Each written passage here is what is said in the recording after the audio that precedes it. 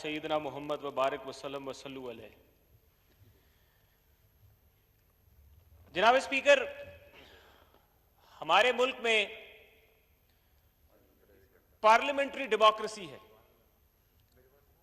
Parliamentary democracy में जनाब speaker, पार्लियामान की खूबसूरती इस चीज में है कि ट्रेजरी बेंचेस की पॉलिसीज के ऊपर ऑपोजिशन बेंचेस एतराज करें,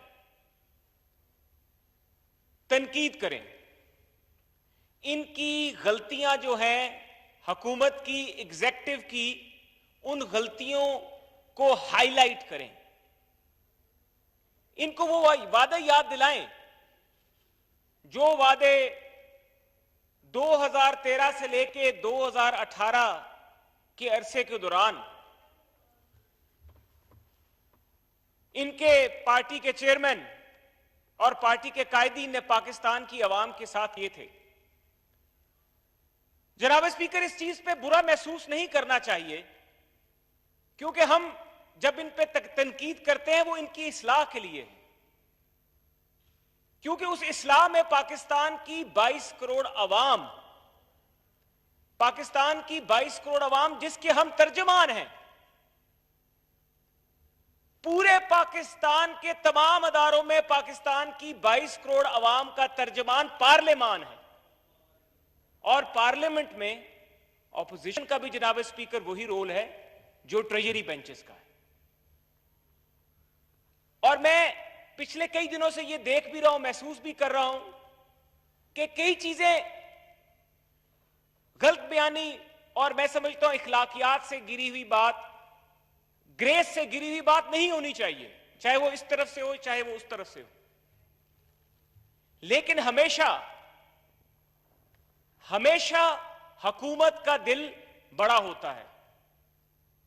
टॉलरेंस, जमहूरियत का पहला सबक एक सियासी वर्कर को सिखाया जाता है, टॉलरेंस का, सब्र का। कुरान की आयत भी है कि अल्लाह ताला सब्र करने वालों के साथ है। तो सब्र करके अगर हम आपको तनकीद करते हैं और तनकीद बराए इस्लाह करते हैं तो जनाब स्पीकर वो हमारा आईनी हक है। हमने अल्लाह ताला के 99वें इस्म शरीफ के नीचे खड़े होके आइन के आर्टिकल 65 के नीचे आइन के साथ वफादारी का हल्फ दिया है, और उस हल्फ में हमने ये कहा है कि हम इस आइन की हिफाजत करेंगे। उस हल्फ में कहा है कि हम इसकी प्रोटेक्शन करेंगे, हम इसको डिफेंड करेंगे, हम इसका दिफा करेंगे, और उस दिफा में हमारी जिम्मेवारी है कि हम तनकीद करें। जनाब स्पीकर, यहां पे रियासत मदीना की तो बात की जाती है। रियासत मदीना हम सब मुसलमानों के लिए एक आइडियल सिचुएशन है, और कोई मुसलमान ये नहीं चाहेगा कि पाकिस्तान में रियासत मदीना का कॉन्सेप्ट जो है वो इंप्लीमेंट ना हो। लेकिन तकरीरों से रियासत मदीना नहीं बनती, अमल से जिंदगी बनती है, जन्नत भी जहन्नम भी। तो अगर रियासत मदीना बनानी है तो अमल करें। तकरीरों से पाकिस्तान आजाद नहीं हुआ था, पाकिस्तान अमल से आजाद हुआ था, तहरीक से आजाद हुआ था। आईएमएफ का जो ये बजट है, मैं तो उसको आईएमएफ बजट कहूंगा, और मौजूदा हुकूमत गोज विदाउट सेइंग पिछले 2 अरसे के दौरान this is the fourth budget, this is the fourth budget of the present government, and unfortunately ये बजट भी पाकिस्तान के मुंतखब लोगों ने नहीं बनाया। डॉक्टर हफीज शेख कौन है? और यहां पे बात हुई, ख्वाजा आसिफ साहब हमारे पार्लिमानी लीडर साहब ने जो फरमाया वो दुरुस्त कहा कि पाकिस्तान को क्या वो लोग चलाएंगे जो अवाम जिनको मुंतखब करके इस 22 करोड़ लोगों के ऐवान में भेजती है, कि सिलेक्टेड लोग पाकिस्तान को चलाएंगे। मुझे ये पाकिस्तान का आइन है, इसमें दिखा दें कि कहां मुशीर वजीर आजम का इस पार्लियामान को जवाबदेह है। कहीं जवाबदेह नहीं है। मुझे दिखा दें आईने पाकिस्तान में कि पाकिस्तान का जो एक मुशीर है वजीर आज़म का, क्या उसने इस आइन के साथ पासदारी का, इस आइन की हिफाजत करने का, इस 22 करोड़ अवाम का दिफा करने का उसने हल्फ उठाया? नहीं उठाया। वो लोग हमारा बजट बनाते हैं। ये लम्हा फिक्रिया है कि ये लोग, हम लोग जो इलेक्ट होके आते हैं, रातें लोगों के घरों में डोर टू डोर कैंपेन कर रहे होते हैं, दिन रात 24-24 घंटों की कैंपेनें करते हैं। हम लोगों को तो काबीना में बिठाया नहीं जाता। मैं हमदर्दी रखता हूं यहां पे बैठे हुए उन इलेक्टेड लोगों के लिए जो कि सिलेक्टेड के गुलाम बन गए। जनाब स्पीकर, अगर हमारे बजट में देखें कि एजुकेशन, किसी भी माशरे में तालीम का एक अहम किरदार रहा है। तालीम का बजट जो कि हमारी नवाज शरीफ की हुकूमत में 90 अरब था, उसको हम स्क्वीज करके 77 और फिर 83 तक लेकर आए। तो तालीम के बारे में हायर एजुकेशन का जो बजट है, अगर हम उसको देख लें तो वो भी कम हुआ, वो भी 35 अरब से 30 पे आया। कायदे आजम, जनाब स्पीकर, जिनकी ये तस्वीर आपके और हम सब जिनको मुखातिब कर रहे थे हमारे कायद हैं, कायदे मिल्लत हैं।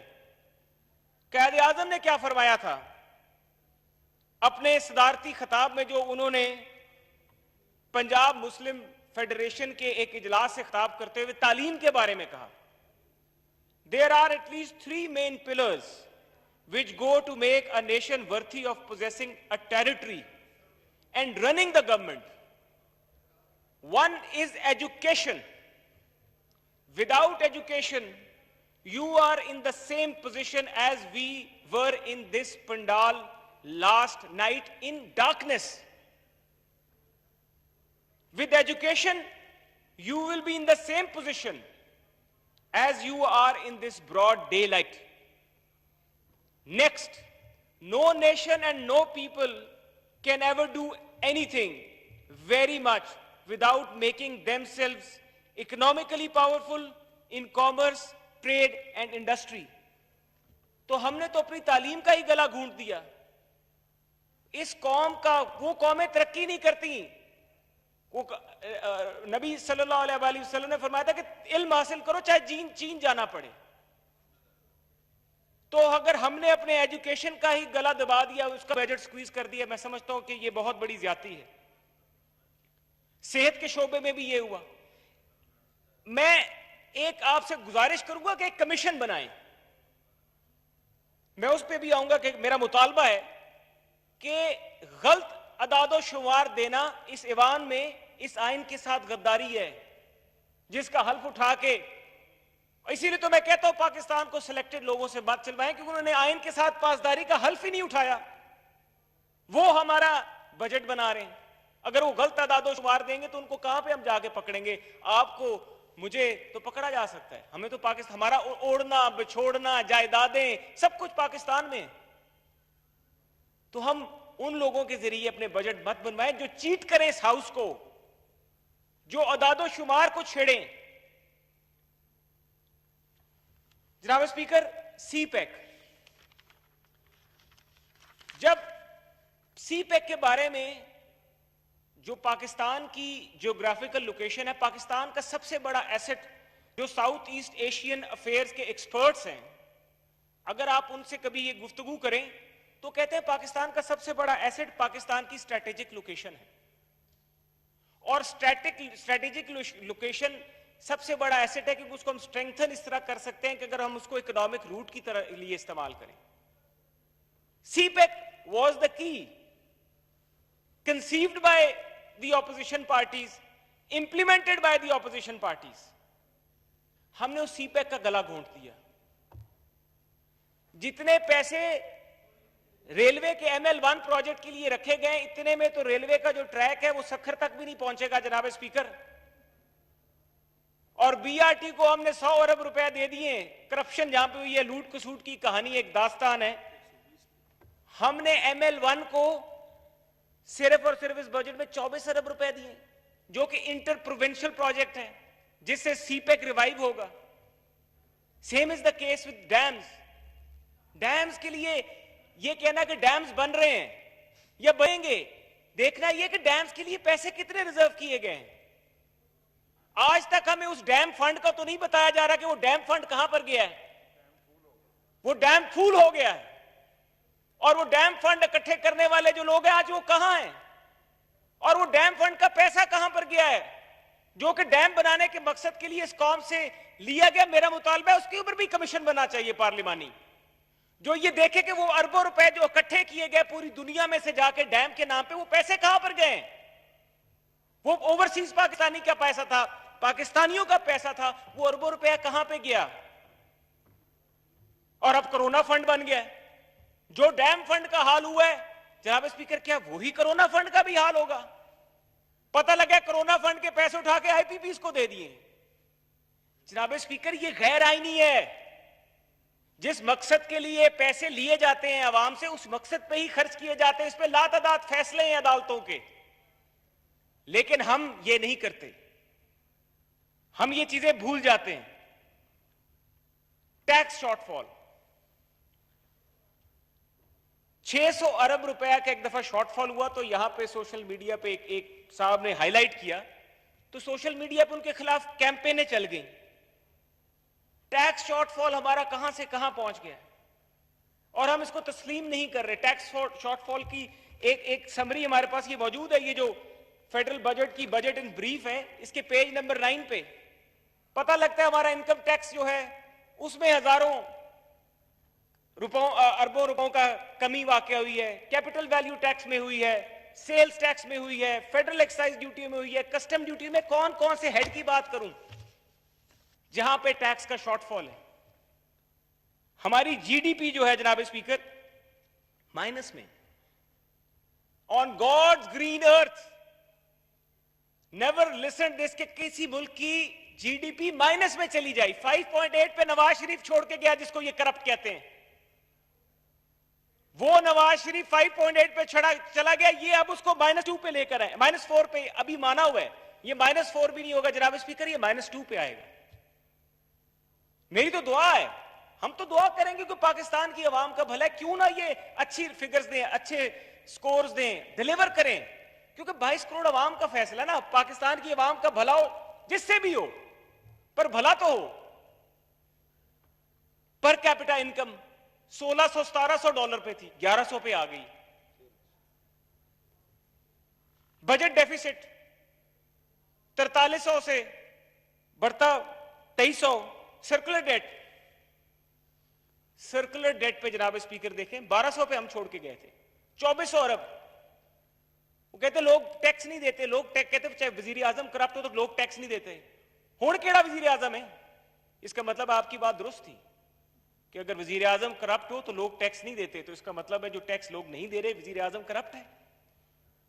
ये आपकी कही हुई बातें हैं, जो हमारा फर्ज है आपको याद दिलाएं, आईना दिखाएं। ऑपोजिशन का रोल है, आईनी रोल है, इस पे गुस्सा मत करें। मैं आपको वीडियो के हजारों क्लिप्स पेश कर सकता हूं जिसमें ये बातें की गई। इंस्टीट्यूशनल रिफॉर्म्स हमें कहा जाता है स्टील मिल्स आपकी वजह से बैठ गई। 1400 अरब का खसारा था, 2800 पे चला गया। क्या बना इंस्टीट्यूशंस का? अदारे तो आपने बनाने थे ना। सिंधी टोपी अजरक पहन के स्टील मिल्स के बाहर खड़े होकर कहते थे कि जनाब इसको हम ठीक करेंगे। अब जाए ना जरा स्टील मिल्स, वो लोग आपका इंतजार कर रहे हैं। आपने कहा था आप चला के दिखाएंगे। और उस स्टील मिल में भी जनाब स्पीकर मैं ये डिमांड करूंगा कि ट्रांसपेरेंसी इंश्योर करें। ठीक है, जब ऐसे अदारे जो काम ना कर रहे हो, हमारे बजट पे वजन हो, ठीक है, हमें उनसे we should siphon them off, लेकिन ट्रांसपेरेंसी करें। अभी भी हमें यह पता है कि कुछ ऐसे लोग जो कि करीबी दोस्त हैं जो उसको लेना चाहते हैं। और जुल्फी बुखारी का जिस तरह उसमें रोल है, who is he? Zulfi Bukhari तो पाकिस्तानी नेशनल भी नहीं है जनाब speaker, he is a British national. He is under oath of loyalty with the Queen, not under the oath of loyalty with Pakistan और with this constitution of Pakistan. हमने उस बंदे को उन कमेटीज में बिठा दिया है जो पाकिस्तान का शहरी भी नहीं है, जिसने हल्फ भी नहीं उठाया हुआ पाकिस्तान से वफादारी का। आपकी तरह मेरी तरह नहीं है, हम ढूंढेंगे। इस पे जनाब स्पीकर, मैं ज़राअत पे भी बात करूंगा। ये टिड्डी दल जो ये मसला जब शुरू हुआ तो पिछले साल की तकरीरें निकाल ऑन रिकॉर्ड है, जब कहा जाता था कि स्प्रे कर दें, जब ओमान से चलती है तो पता चल जाता है कि ओमान से चल पड़ी है टिड्डी और आएगी बलूचिस्तान के रास्ते से होती, ईरान से, मिडल ईस्ट से होती पाकिस्तान आएगी और जिन जिन सूबों में जाएगी सबको पता है। वो कम से कम वो टाइगर फोर्स इधर बॉर्डर पे खड़ी कर देते, वेली जो फिर रही है टाइगर फोर्स, उससे टिड्डियां भगवा देते। लेकिन वो जो टिड्डी दिल है वो 10 करोड़ 15 करोड़ 20 करोड़ के बजट से वो टिड्डी दिल का खात्मा हो सकता था उस वक्त।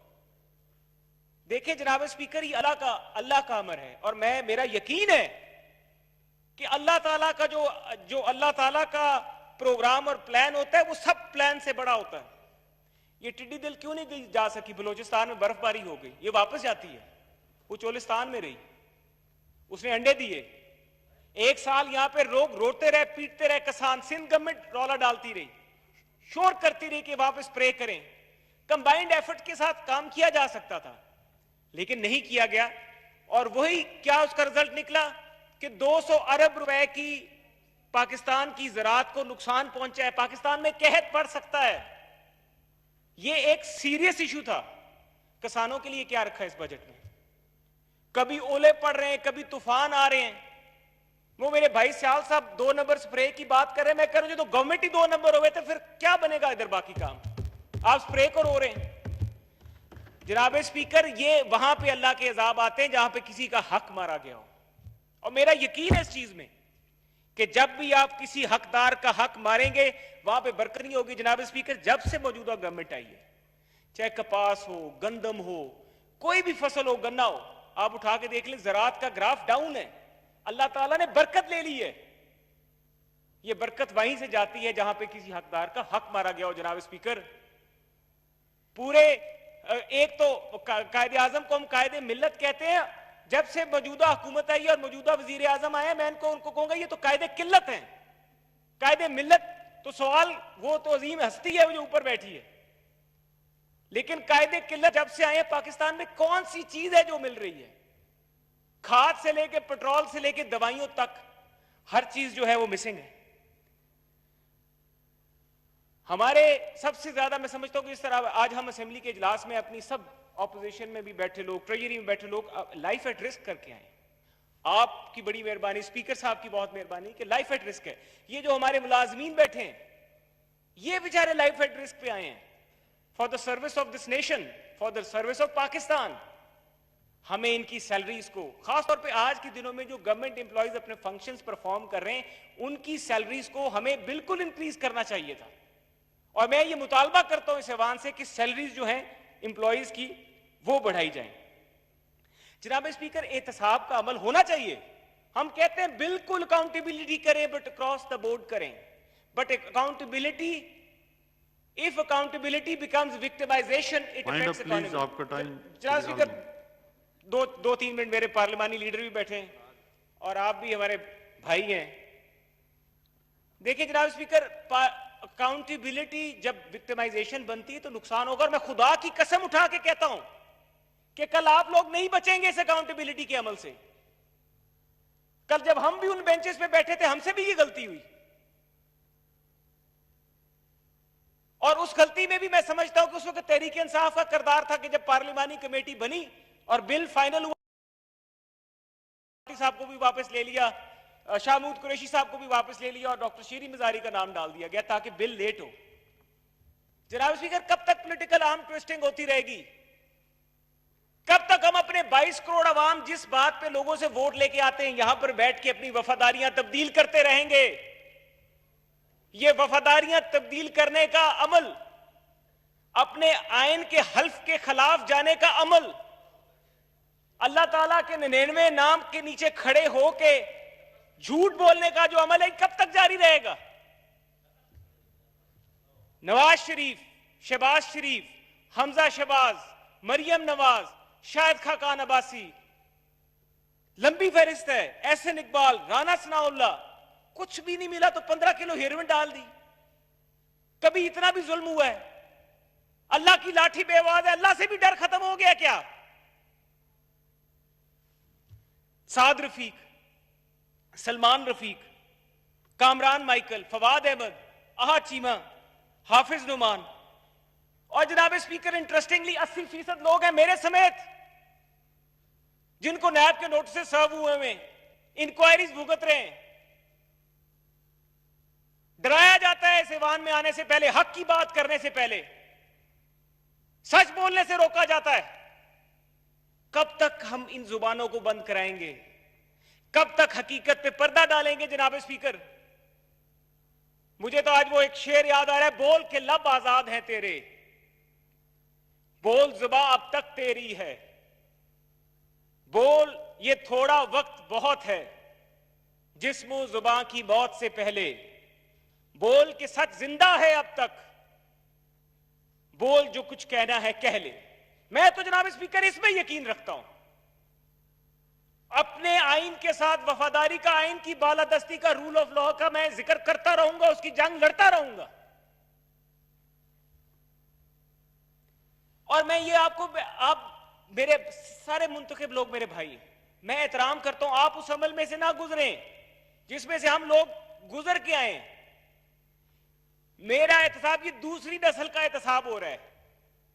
पहला एहतसाब मुशर्रफ के दौर में हुआ, 2 साल मेरे वालिद को जेल में रखा गया, अब दूसरी नस्ल का एहतसाब शुरू हो गया। कसूर क्या है?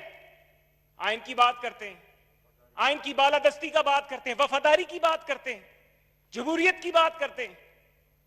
ये कब तक अमल रहेगा? खैबर पख्तूनख्वा में एक एहतसाब ब्यूरो बना था जनाब स्पीकर, ये केस है, आपको मैं बता रहा हूं, खैबर पख्तूनख्वा के एहतसाब ब्यूरो के चेयरमैन का लेटर कब तक छुपेगा? हम तो कोशिश करेंगे कि यहां से कोई इंतकाम की उस गुस्से में ना आए। एहतसाब ब्यूरो केपीके का चेयरमैन, जनाब स्पीकर मुझे थोड़ा सा ये आपकी भी बेहतरी है, ये इस अवान की बेहतरी है कि हम कानून साजी करें। बीआरटी का प्रोजेक्ट देख लें, मालम जबा का प्रोजेक्ट देख लें, ग्रेनाइट की माइंस का प्रोजेक्ट देख लें, बिलियन ट्री का प्रोजेक्ट देख लें, शुगर स्कैम देख लें, जहांगीर तरीन तो हमने बाहर भगा दिया। मेडिसिन, अकरम कियानी, आमिर कियानी साहब से मिनिस्ट्री तो ले ली, क्या बना उस इंक्वायरी का? वो पड़ी हुई इंक्वायरी कंप्लेंट वेरिफिकेशन की स्टेज में। दवाइयां पाकिस्तान में अरबों रुपए महंगी होगी, लेकिन आप ठीक है जिसने करप्शन की वो भुगते, लेकिन इसको एहतसाब को, अमल को इंतकाम की तौर पे ना इस्तेमाल करें, क्योंकि कल जनाब स्पीकर ये फंदा हर जमहूरी तौर पे इलेक्टेड आने वाले बंदे के गले के खिलाफ, गले में पड़ेगा। जनाब स्पीकर बस एक मैं अब खत्म करता हूं, मैं एनएफसी अवार्ड पे बात करना चाहूंगा। जनाब स्पीकर, हुकूमत पाकिस्तान 12 मई 2020 को एक नोटिफिकेशन करती है, यह गैर आईनी नोटिफिकेशन है। मुशीर का लफ्ज इस पाकिस्तान की आइन की किताब में नहीं है। क्या हमने ये पाकिस्तान आइन के मुताबिक चलाना है, या हमें फैसला करना होगा कि क्या हमने जो इस आइन के साथ वफादारी का इन 99 अल्लाह के नाम के नीचे खड़े हो के हलफ दिया कि हम आइन के मुताबिक इस मुल्क को चलाएंगे? क्या हम अल्लाह ताला की वो बात जो कही हुई है कि झूठे पे लानत, क्या हम वो लानत लेना चाहते हैं और ये हलफ की खिलाफ वर्जी करना चाहते हैं? इस आइन में कहीं नहीं लिखा कि मुशीर नेशनल फाइनेंस कमीशन का मेंबर होगा। इस आइन में नहीं लिखा हुआ कि मुशीर नेशनल फाइनेंस कमीशन की चेयरमैन होगा। वही तो मैं रोता हूं, मैं वाइंड अप कर रहा हूं जनाब स्पीकर, ये बहुत अहम मसला है। ये हमने वो तमाम चीजें नेशनल फाइनेंस कमीशन में सूबों से छीनने की कोशिश की है जो कॉन्स्टिट्यूशनल स्कीम अलाउ नहीं करती। जो मसाइल हम एनएफसी के थ्रू जो इस नोटिफिकेशन में हमने डाल दिए वो काउंसिल ऑफ कॉमन इंटरेस्ट में है। मुश्तरका मुफादात काउंसिल का कितना इजलास हमने बुलाया? हर हुकूमत के ऊपर 90 दिन में एक इजलास बुलाना जरूरी है जनाब स्पीकर। जब से मौजूदा हुकूमत आई है 2018 में सिर्फ एक इजलास बुलाया, 2019 में एक इजलास बुलाया गया और 2019-20 में अभी तक इजलास ही नहीं बुलाया गया। क्या ये आइन की खिलाफ वर्जी नहीं है? जनाब स्पीकर मुझे थोड़ा सा बोले दें, सूबों को साथ लेके फैसला करें। सूबे वफाक की इकाइयां हैं, क्या हमने 71 से सबक नहीं सीखा? क्या हमने अभी माजी से सबक नहीं सीखा? ये 73 का आइन इसलिए बनाया था कि 71 में हमसे गलती हुई थी। ये चीजें उसके बीच में इसलिए डाली गई थी, मुश्तरका मुफादात council, national economic commission, national finance commission, ताकि सब मिलके भाई इकट्ठे फैसला करें।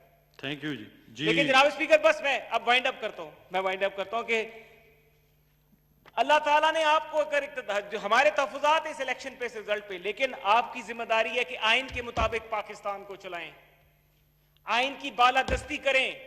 कल ये आइन आपका मुहाफिज होगा। अगर आज इस आइन की बालादस्ती नहीं करेंगे तो ये आइन आपका सबसे बड़ा दुश्मन होगा। मैं इस अल्फाज से इजाजत चाहूंगा। थैंक यू जी। कमल शोजब साहिबा जी। बिस्मिल्लाहिर्रहमानिर्रहीम। इय्याका नअबुदु व इय्याका नस्तईन। रब्बि इश्रह ली सदरी व यस्सिर ली अमरी वहलुल उक़दतम मिन लिसानी यफ़क़हू क़ौली। Thank you very much chairman साहब, आपने मुझे टाइम दिया। अभी मैंने बड़ी धुआंधार तकरीर सुनी। हालांकि सुबह से हमें यह बताया जा रहा था कि तकरीर करना जो है वो तो एक